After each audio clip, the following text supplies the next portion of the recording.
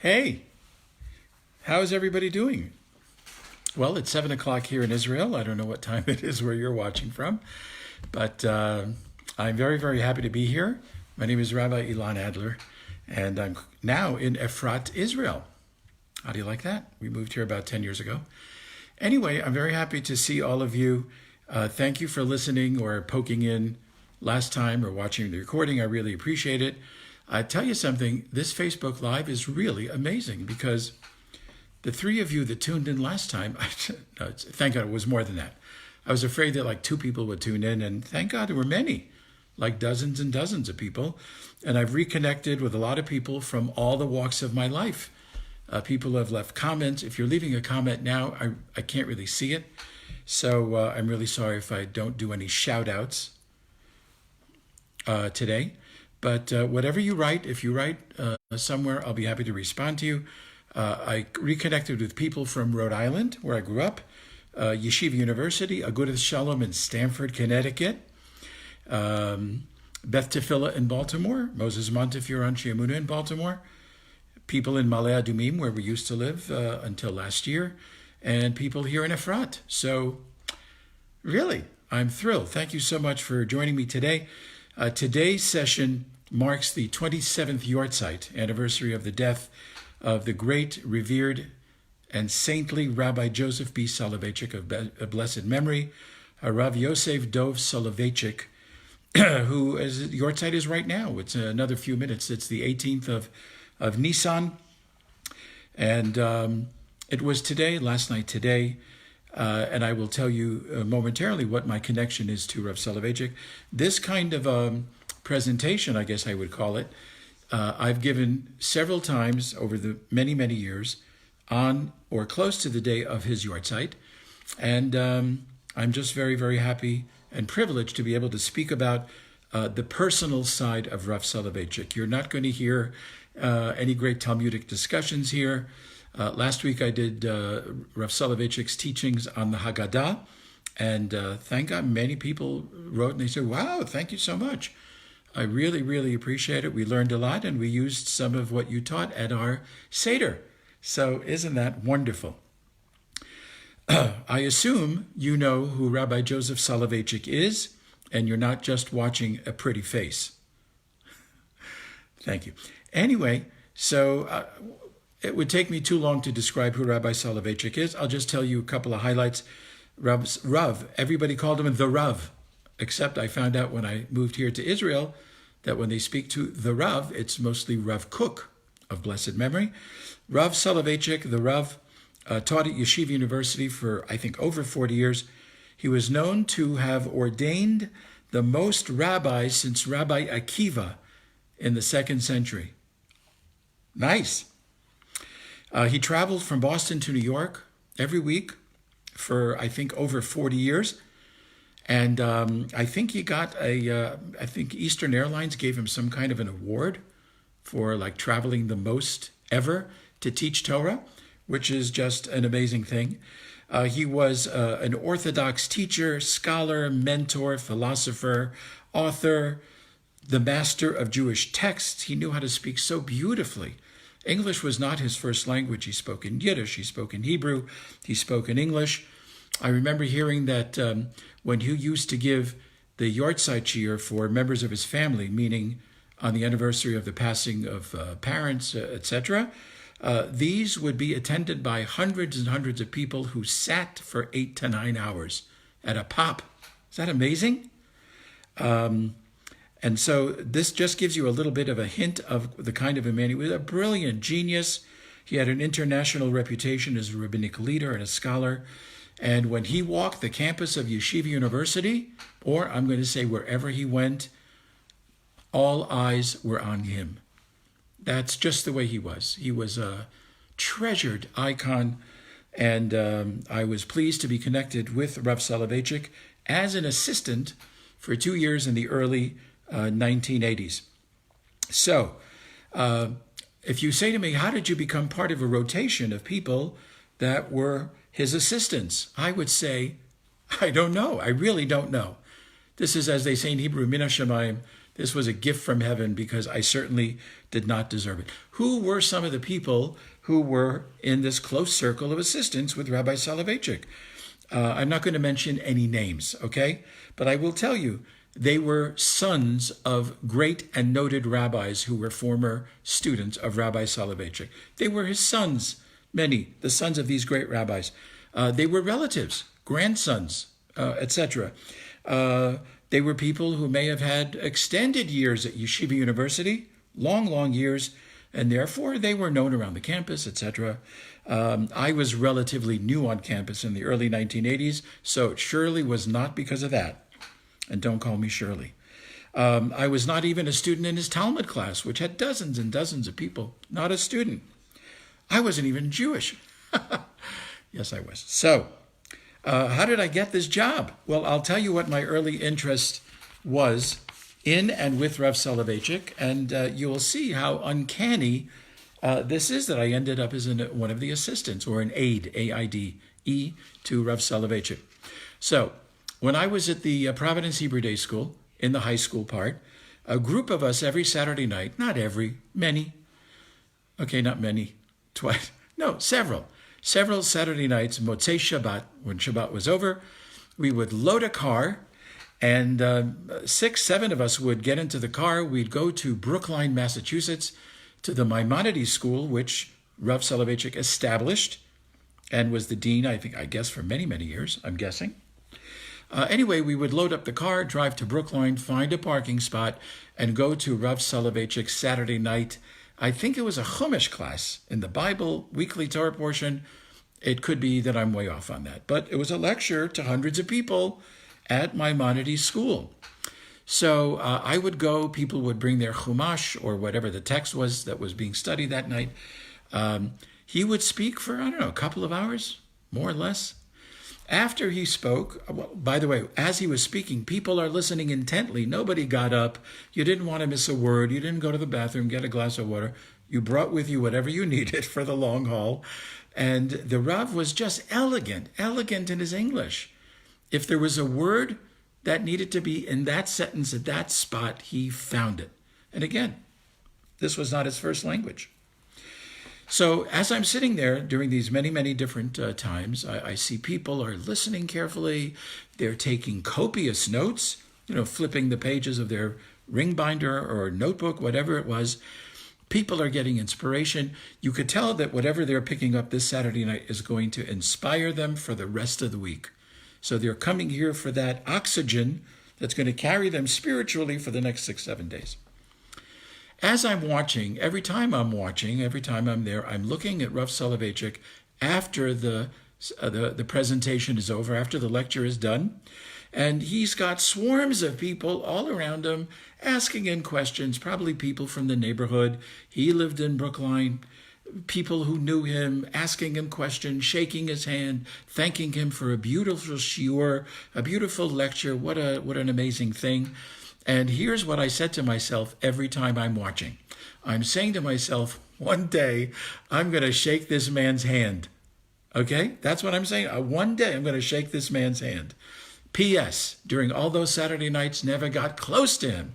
So I was not able to shake his hand. So now I'm at Yeshiva University, and this is the early 1980s. I got there in 1978. I knew where the Rav lived. He lived in one of the dormitories there. He had a modest apartment for the 3 days that he was there during the week. I knew that he was teaching the highest level lecture in Talmud on the campus. And one day I'm in the cafeteria, which is not really accurate. It's not like one day I was in the cafeteria. I would say every day I was in the cafeteria. That's what most kids did. They didn't cook stuff in their rooms. It wasn't big enough. I'm in the cafeteria. I'm sitting down having lunch, and at a table near me, there are several people who are talking about Rav Soloveitchik and this and that. And so one person says at the table, by the way, sometime tonight, Rav Soloveitchik needs to go to the airport. I guess it must have been a Thursday.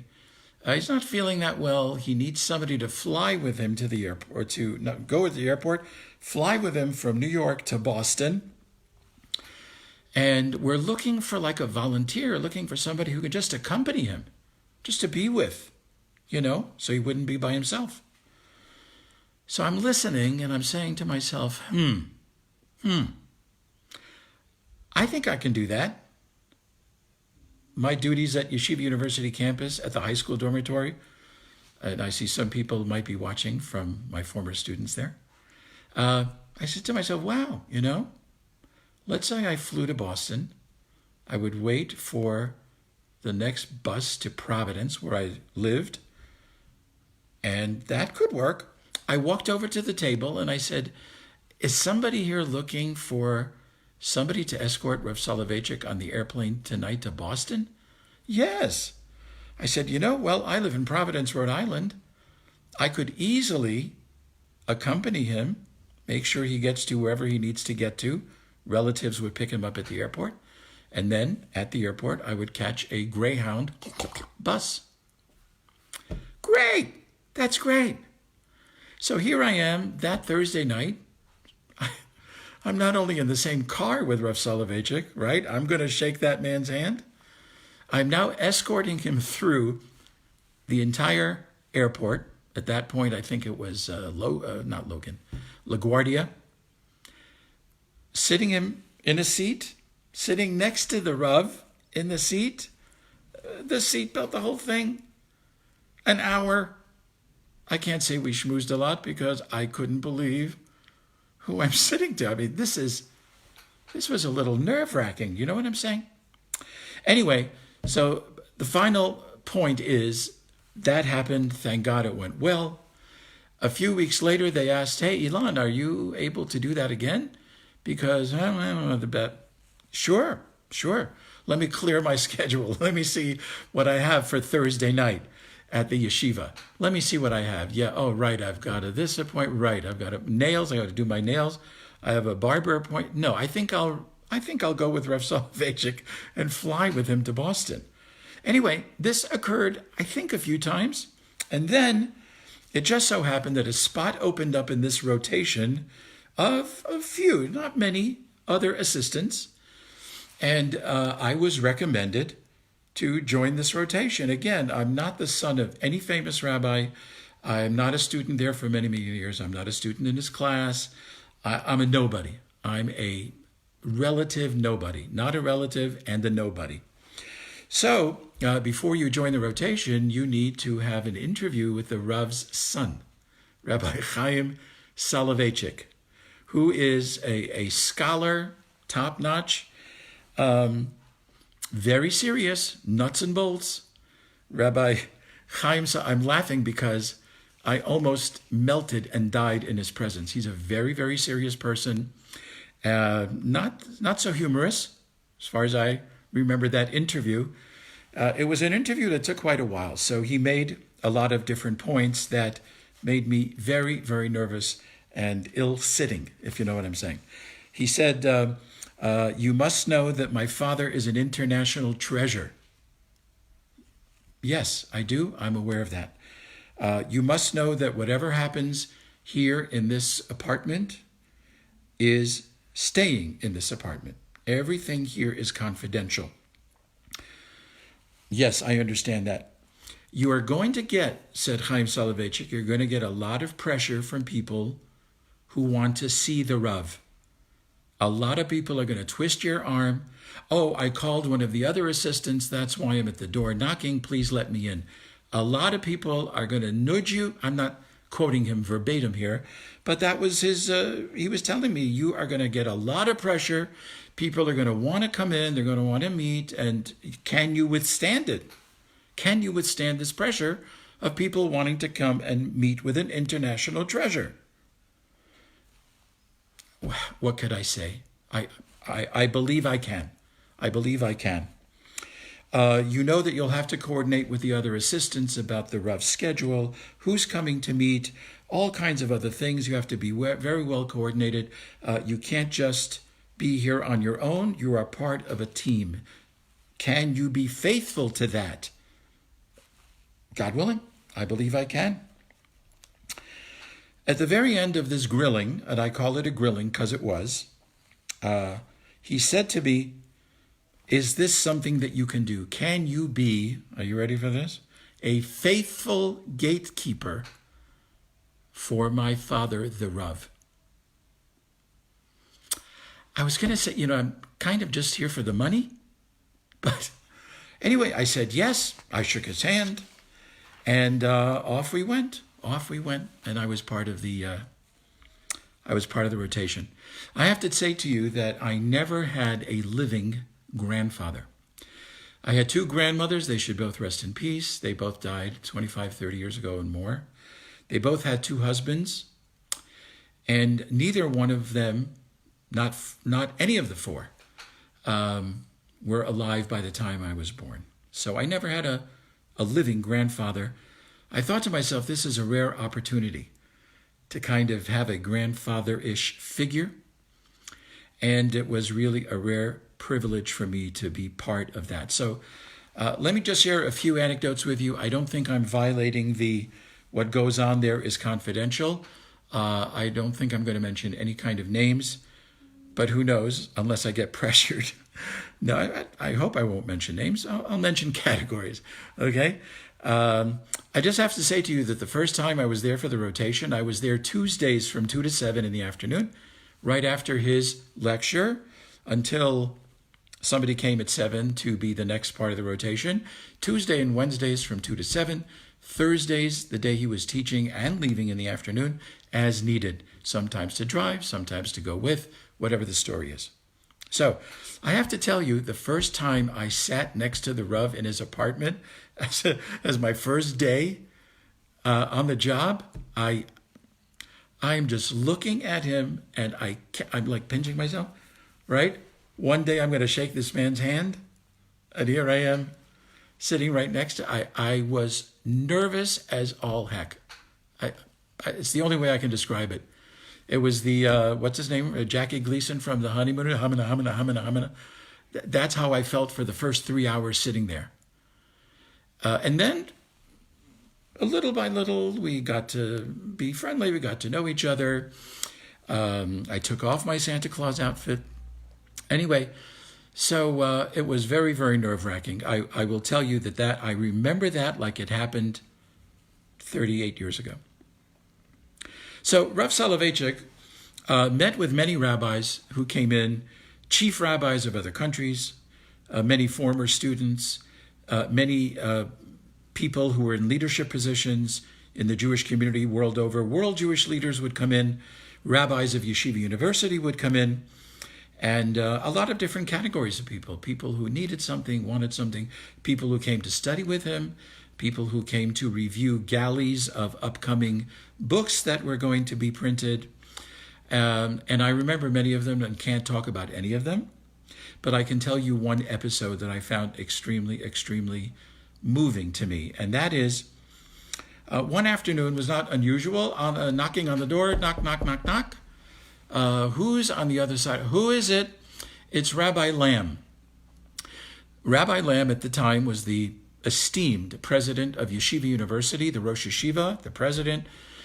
He should live and be well. He should be healthy, and he should be alive for many more years in good health, God willing. So I'm opening the door a little bit. Yes, Rabbi Lamb. Hi, is it possible to see the Rav? Is it possible to see him? Well, hold on. Just wait 1 second. Let me see how available he is. It's a nice way to put it.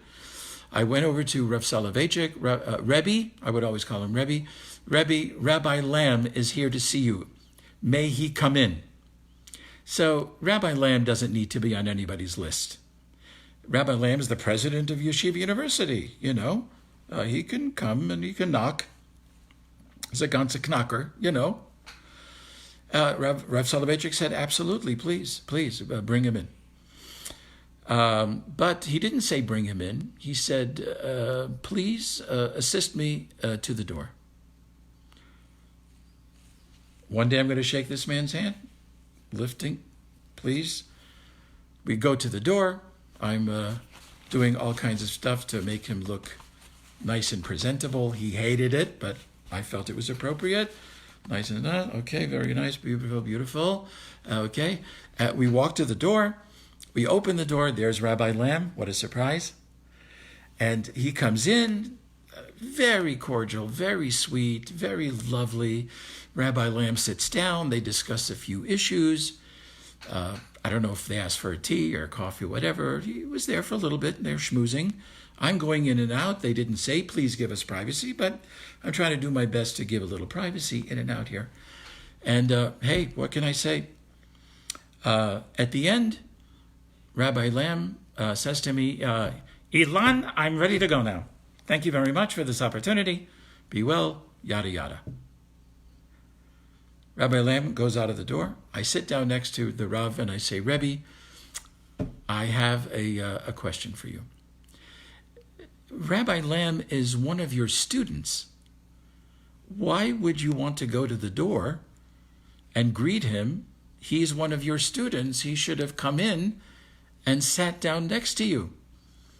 Why did you go over and greet him?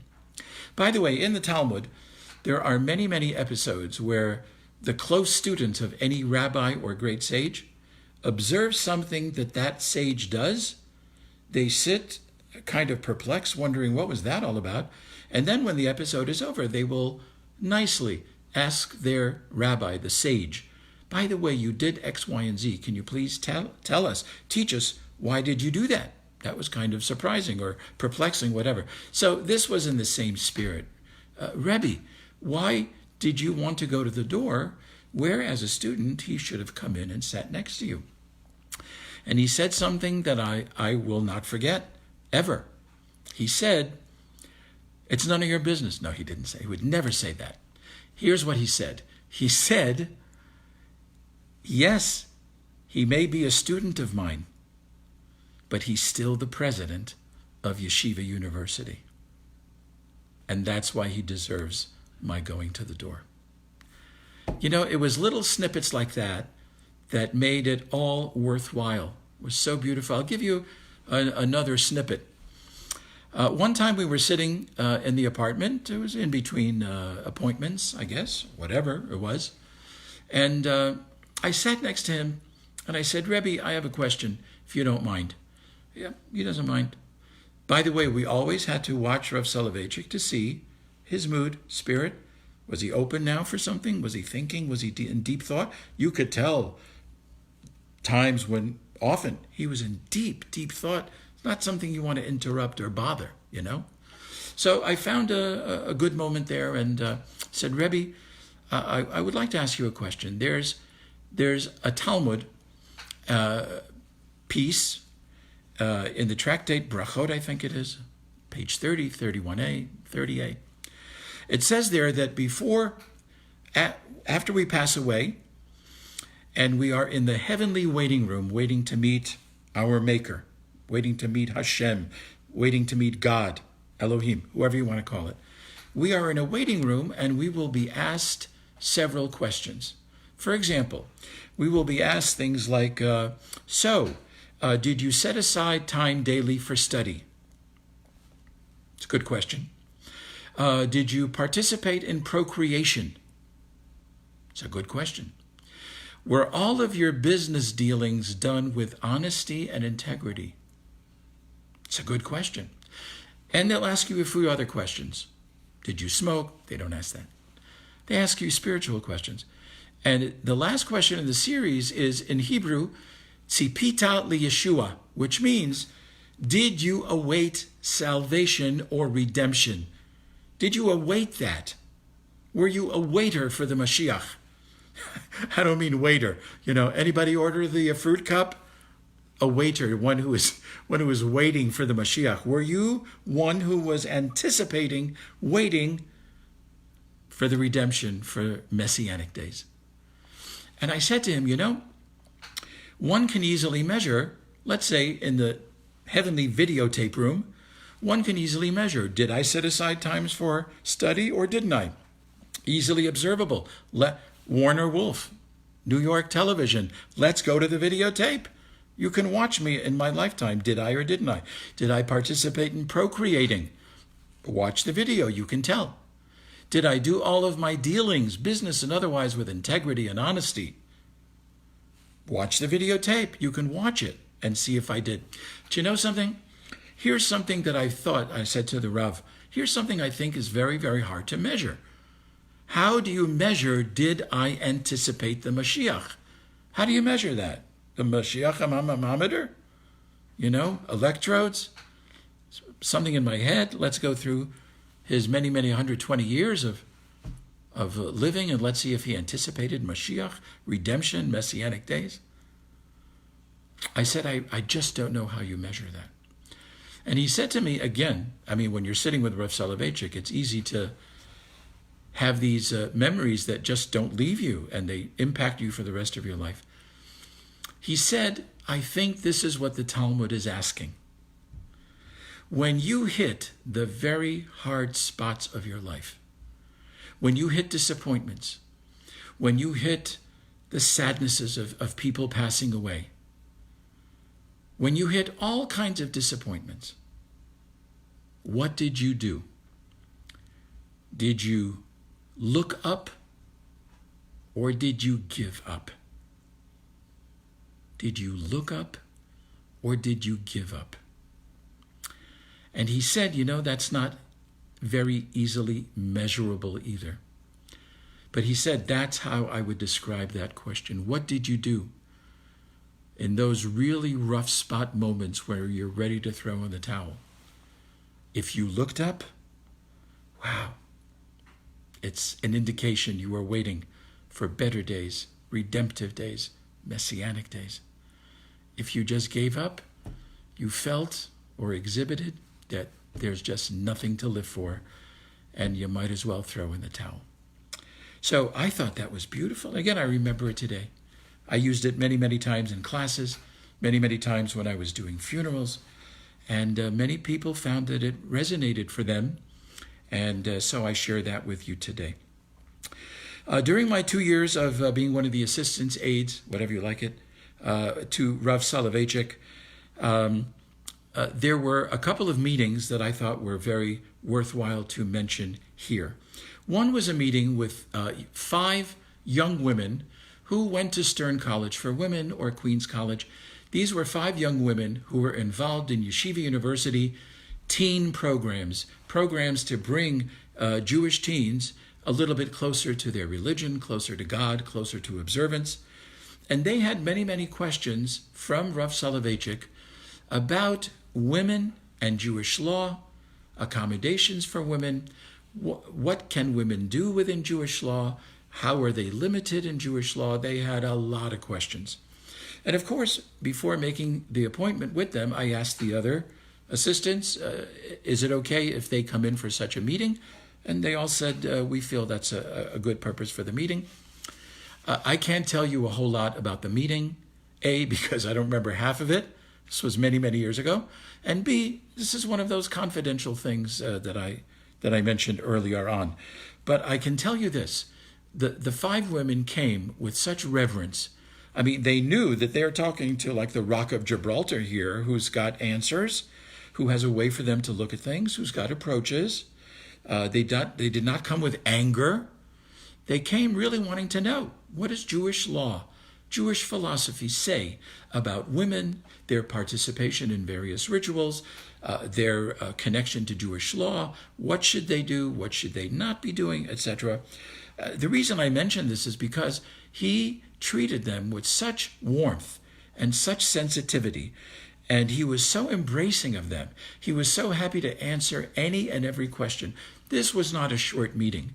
They had a lot on their minds, and the Rav was patient, he was kind, he answered very, very sensitively. If I'm not mistaken, I remember a couple of them teared up during this meeting and kept on pulling out Kleenex. They're sitting with the, you know, and to hear his words, they found it very comforting, soothing, understandable. They appreciated his approach, and they walked out with the same dignity as a Jewish woman as they came in with. So I'll never forget that. That was just a brilliant meeting and I was watching him and a couple of the others who were dabbing their eyes, but this was just incredible. This dovetails to another meeting that I had. While I was at Yeshiva University, I spent several years as the director of the high school dormitory. It's very possible that some of my former students are on this thread or watching or have watched and have left, probably for good reason. Anyway, during that time, we had every year about 90 students every year in the high school dormitory, which was the building almost next to where Rav Soloveitchik had his apartment. Every year we used to have like a few students who were not really following the program. You know what I'm saying? They didn't come to the minyan in the morning. They would rather go to King's Dominion, if you know what I mean. They didn't study. They were not good curfew keepers. It was really not that easy with them. And they said, if we would have a chance to like toss a few questions at somebody, we would so appreciate it. And I said, oh, how about the somebody? Again, I cleared it with the other assistants. They said, well, take a few boys and let's see how it goes. Anyway, here's what I remember. I remember that I brought in these 5, they were kind of like sweat hogs. Do you remember sweat hogs from Welcome Back, Kotter? They were kind of like Jewish high school sweat hogs who needed some guidance. And I thought them meeting with Rav Soloveitchik would be a perfect idea. In some sense, it was. Anyway, here's what I remember. I remember they asked him all kinds of questions. He was very sweet, very patient. He tried his very best to put the best spin on everything that they were asking about. I could see them nodding their heads while he was talking, which was, hey, that's a victory. A victory. Nodding their heads. Hard to know what's going in, coming out. I don't know. But they're nodding their heads in approval. They're listening. I get it. The one thing I do remember is the very beginning is he would say to them, listen, I'm happy for all of you to feel as comfortable as you'd like to feel. The only thing I ask you is that when you refer to our sages, when you refer to our great rabbis of the past, if you could please try to avoid using the term those guys. That was his only caveat. Please try not to call them those guys. So one of them said, well, what should we call them? And he said the appropriate term to use for those guys, our great and revered sages, we call them the Chachmei HaMesorah. These are the wise men of the Mesorah, of the chain that goes from Mount Sinai to today. So they're not those guys. They need to be treated with a lot more respect and reverence. And I thought that was a very, very beautiful way to put it. And as I recall, again, this is 38 years ago, as I recall, did they walk out with a bounce in their step? I don't remember that. Maybe they did. I don't recall it. I do remember later that night when I did my rounds, all of them appreciated the opportunity to speak to such a, the Rav Soloveitchik, and they all thanked me profusely for that privilege and that opportunity. No golden Rolls Royces from their parents, but hey, what can you do? The nice convertible was good enough. So I have to tell you about one time. I see I've been going on here for 40 minutes, and I maybe have another 5-7 minutes left, if you have the time. There was one time when it was evening. The Rav was relaxing. I was there for also the evening shift, I think, because somebody wasn't able to make the evening shift. Anyway, I'm sitting there, and who knocks on the door was the dean of the rabbinic school of Yeshiva University. The dean of rabbinic school of Yeshiva University. Revered, loved, feared. He was the one that had the final say on, will you become a rabbi? You're not ready to become a rabbi, and everything and anything in between. So he knocks on the door. I go to the Rav. So-and-so is on the other side of the door. May he come in? Yes. They've known each other for a long time. I think the Rav knew the rabbi's father. Anyway, the connection, as far as I understand, long-term, very amiable, very caring, very sweet relationship from what I know. In any case, they sit down very close. The Rav in his chair, this rabbi sitting on the sofa right next to the Rav in his chair, and they are studying a text in the Talmud. How unusual, huh? Okay, big, one of these big, I can't see, big volumes of Talmud. Now, one of them says, oh, let's see what the, pick a name of a commentary, says about all of this. So many of the commentaries that are found in the back of the Talmud volume have writing that is teensy, tiny little letters, little happy letters, and they are practically impossible to read. I don't know who thought of this typeset. I guess they had to get a lot in within the volume and they printed it tiny letters, but oh my gosh. And they're trying to read it. They can't read it. One of them, the lighting is not good enough. There's like one bulb that's burning there. I don't know why they didn't think of putting on the light in the room. This one doesn't have the glasses. This one can't read it. And I am already feeling like, they're going to ask me to come and read this thing to them. So I remember myself trying to extricate myself from this wonderful scene, looking for some Tylenol. I go to the door and I'm turning the knob to exit the apartment, and I hear one of them say, Elan, can you please come and join us and help us? Yeah, I'm saying in my head, I can definitely join you. Help you? As they say in Spanish, agur nicht helfen. You're talking to the wrong guy. First of all, I don't know what they're talking about. You know, it's some piece of the 2,711 pages of Talmud. I don't know it all. So they're discussing a debate, an issue, whatever. I don't know the issue. And now they're going to the back of the Talmud in these tiny lettered commentary, who's going to speak more and elucidate about this topic that I have no idea what it is. And I'm supposed to read this to them. Wow, hieroglyphics, anyone? That's great. Get me some Sanskrit. I think I'd rather try to figure that. My heart is, schwitzing. I'm schwitzing. I wanted the tissues, Kleenex. Oh my gosh. And I said, okay, Hashem, dear God, please, help me with this. Help me with this. I'm going to plot. Okay, Elan, here is it. If you could please start reading from this place on the page. Okay, and it's much of it is Aramaic, an elucidation on a story that I have no idea what they're talking about. Now, isn't that all the ingredients for success? I start reading a line as best as I can. I think God helped me big time.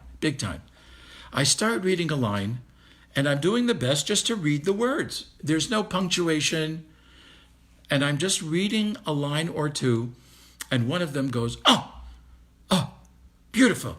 Please stop there. So as this commentary explains,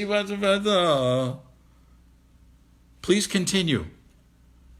Oh, you want to read more? Yeah, yes. I'm continuing more. Another couple of lines. Oh, please stop right there. So what we were saying before, that the Fazachain and the blah, blah, blah, is unbelievable, because now we can understand what we read 2 pages ago. I'm just paraphrasing it. This was the atmosphere. Oh, this is, Elan, what? Please read us a little bit more, please. A little more. Anyway, I remember the chunk of text being like that. It was a huge 20, 30 lines. Stopping every couple of lines. Oh, please. Good. Oh, so now we further understand the Talmud finger, the finger of learning, excavating, and now. Anyway, they thanked me profusely. Thank you. No Rolls Royce. Thank you very much for reading that with us. I left them alone. I took a shower. This was, when people say to me, so what year did you get your smicha? What year did you get your rabbinical degree? And the answer is April 6th, 1986. I got it. But if you were to say to me, hey, when did you really get your rabbinical degree? I would say then. It was that late afternoon, early evening, when I was schwitzing, helping these 2 giants, to read something that I have no idea what they wanted. And thank God, I really have to thank Hashem, thank God for this, because there was no way that I was able to do this on my own. And I'm very, very happy that it worked out. Last couple of things I will mention, and that is, I remember there was one time, just a little something about the sense of humor of Rav Soloveitchik, and he often had a good hearty laugh. A hearty laugh. He recalled something, a reminiscence, whatever. I remember there was one time he had in his apartment, I would say 15 of some of the top synagogue rabbis in the country. My guess is most of them were former students of his. They all came to talk about various issues. There were about 15 of them.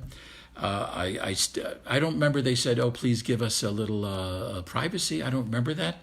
Anyway, I stuck around in the kitchen so they couldn't see me. I went out a little bit, came back. They were still at a lengthy meeting. In the times that I came in and out just to see if the Rav needed anything, they were discussing major league issues. Major league, that if a reporter was sitting in that room, they would have stories for the next month. Major league issues. Oh, my head. I have a cup drainage.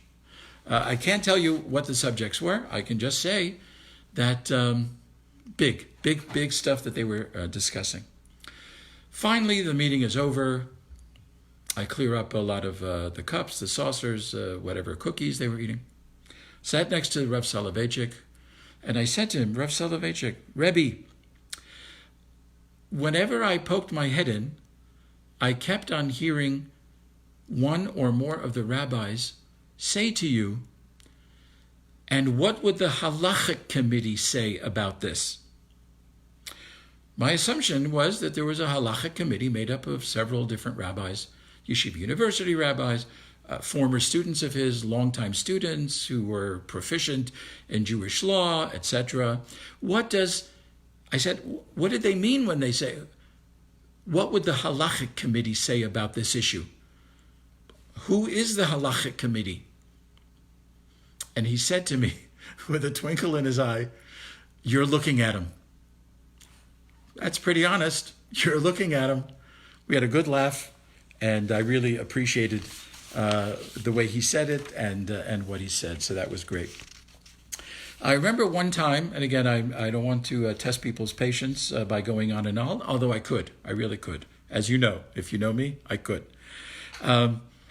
He taught me a very interesting lesson. One time we're sitting there, and one of his grandsons came in. Hi, Zadie, how are you? How you doing? Poking around here, getting a book, whatever, looking at something, having a snack. And then he said, bye, Zadie. And the Rav said to him, so where are you going? And he said, well, I'm going to give a shiur in some borough of New York. I'm going to give a shiur, means I'm going to give a lecture this evening. And the Rav said, out of the blue, the Rav said, so, do you have any notes in your pocket? And the grandson says to him, notes in my pocket? Zadie, I've given this lecture many, many times. I don't think I need notes in my pocket. I know this lecture backwards and forwards. Do you know what he said? What did he say? Oh, here's what he said. He said, always put something in your pocket. Always have something in your pocket. Now, I think he meant literally.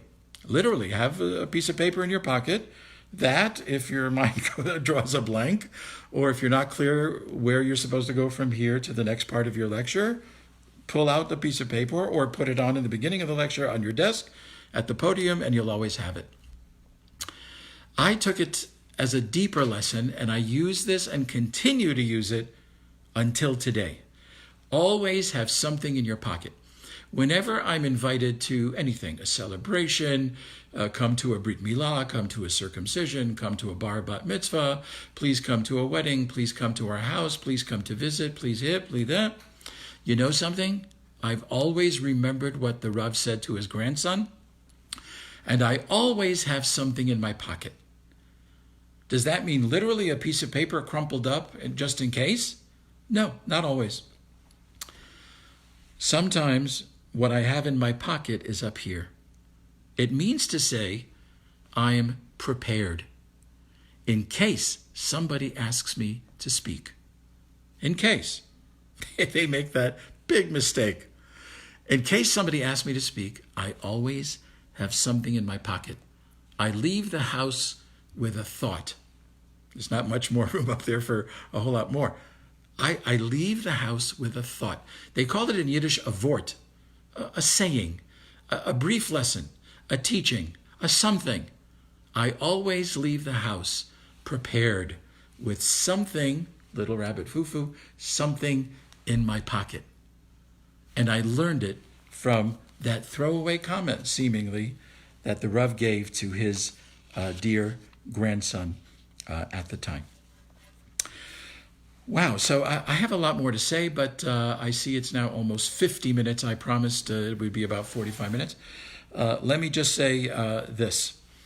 I had, before we made Aliyah, I had a collection of about 200 books signed by the author, including the 5 books of Moses. Not true. That was God. So I did not get his signature. But at least 200 books, some very, very well-known names, huge, big names. I'm not going to get into the names, but huge. Some not known at all except by their family. They wrote like a book of poetry, prose, lectures, thoughts that they had. So I used to have about 200 of them, very proud. And then we made Aliyah. There's only a certain amount of room we had in our new apartment in Ma'ale Adumim. And so I took what I thought were some of the more precious ones. And some of them I left in my former office at Moses Montefiore Anshe Emunah in Baltimore. And I think Rabbi Shapiro still has some of them, unless he's tossed them. They could still be sitting on a shelf. Maybe I'll ask him about it. But in any case, so I brought with me, 20, 30, 40 different books signed by the author. I have in my library about 25 books written by or they're about Rav Soloveitchik. And I will now show you the most precious book signed by the author that I have in my library. So this is a book that is a Sefer in Hebrew. It's a book that was compiled of many of the Rav's lectures, that this was compiled in memory of his dear and devoted father, Rav Moshe Soloveitchik of blessed memory. When this book came out, so this had to be during my years, it was 38 years ago or so, 40 years ago. When the book came out, the Rav signed a book for each of the assistants. And I'm sure beyond that, family members, whatever. And so I will show you his signature. Okay? You see the signature? It's very, very nice. There's my name. There's his name. That's the last time you'll see our names together on anything. Okay? I'll just read you what he said. A few brief words that tells you so much and almost everything you need to know about his personality, his character, his appreciation, how much he deeply appreciated what everybody did for him during those years. It says here, L'talmidai hane'emanim, to my faithful students. Faithful. Remember that word from his son, Rav Chaim Soloveitchik? Can you be a faithful, trustworthy gatekeeper for my father? L'talmidai hane'emanim, to my trustworthy and faithful students, shenahagu, who treated me, b'chein uvechesed, with kindness and with love. He knew it. He knew it. He knew the gifts that he had. And, whenever I read this, I just read it, I hold it, and I feel his presence. I feel his aura. I feel the love that he had for learning. I feel the love that he had for God. I feel the love that he had for the Jewish people. And he was easily, during his lifetime, in my opinion, one of the 5 superstars of the rabbinic world. Easily, if you ask my opinion. Maybe even 4, without naming other names, but right up there. Dear friends, there's so much more I have to share. By the way, if you feel like you'd like to hear any lectures, classes on different topics, half hour, I'm happier with something shorter.